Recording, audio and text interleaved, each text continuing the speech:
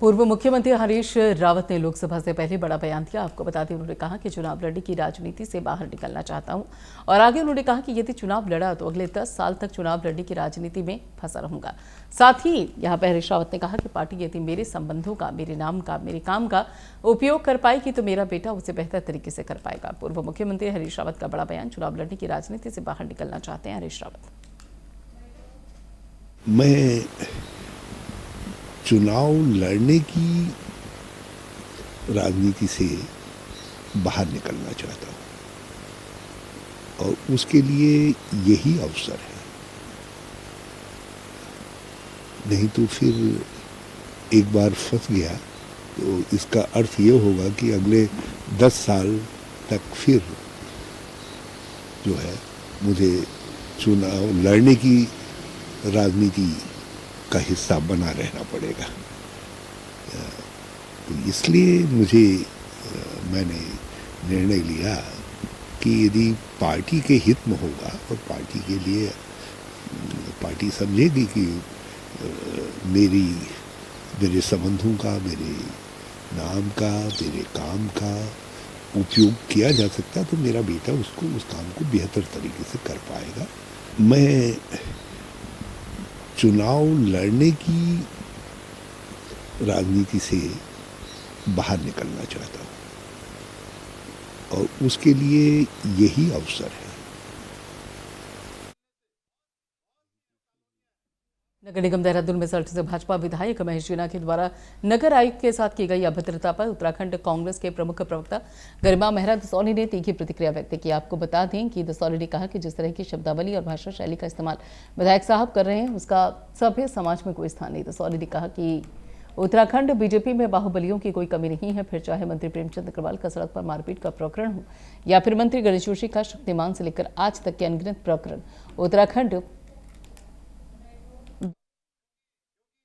उत्तराखंड भाजपा के बाहुबली नेताओं में एक नाम और शुमार हो गया और वो नाम है सल्ट से भाजपा विधायक महेश जीना का।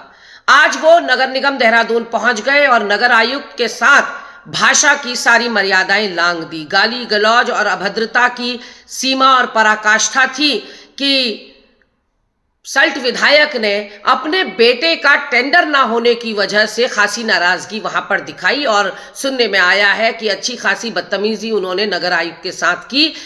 नतीजतन वहां सफाई कर्मचारी जो हैं अब हड़ताल पर चले गए हैं और उन्होंने डोर टू डोर कूड़ा उठान के लिए इनकार कर दिया है।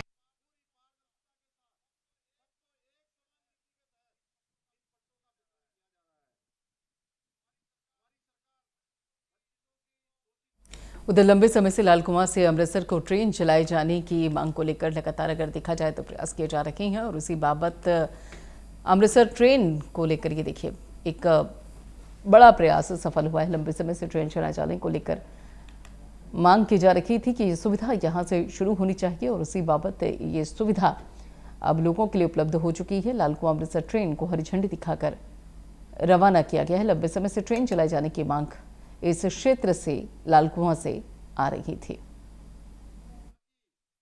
बहुत सुख की अनुभूति हो रही है। जो बात हमारे तत्कालीन अध्यक्ष शिव अरोड़ा जी ने मुझे बताई थी वो 100% पूर्ति हुई है। मैंने जाते ही संसद में उठाया था और संसद में उठाने के बाद फाइल बनने में, ऊपर नीचे होने में जो समय लगा उस समय को हम अगर छोड़ दें तो अति शीघ्र ही लगी है। इसको भी कई कम समय में जल्दी स्वीकृति हो गई। अभी मैंने अपने रेल मंत्री जी से, प्रधानमंत्री जी से निवेदन करा कि जब हो ही गई फाइल तो इसका जियो होने में विलम्ब कैसा हो रहा है। तो तत्काल प्रभाव से नेशनल एग्जीक्यूटिव जिस दिन हमारी चल रही थी उसी दिन वहीं से हमारे रेल मंत्री जी ने आदेश दिया और 2 दिन के बाद शासनादेश हो गया और आज ट्रेन चल भी गई है। इसे मिनी पंजाब कहते हैं। यहाँ की पिछले 20-25 वर्षों से बहुत बड़ी मांग थी कि श्री हरमंदिर साहब अमृतसर के लिए ट्रेन चलनी चाहिए और सब लोग संघर्ष कर रहे थे। जब मैं जिला अध्यक्ष था, माननीय अजय भट्ट जी सांसद बन के आए तो 14 जुलाई को ही मैंने एक प्रस्ताव दिया था कि यहाँ की ट्रेन चलनी चाहिए। निरंतर अजय भट्ट जी के माध्यम से हम प्रयास करते रहे और अजय भट्ट जी के विशेष प्रयासों से ये ट्रेन आज आरंभ हुई है।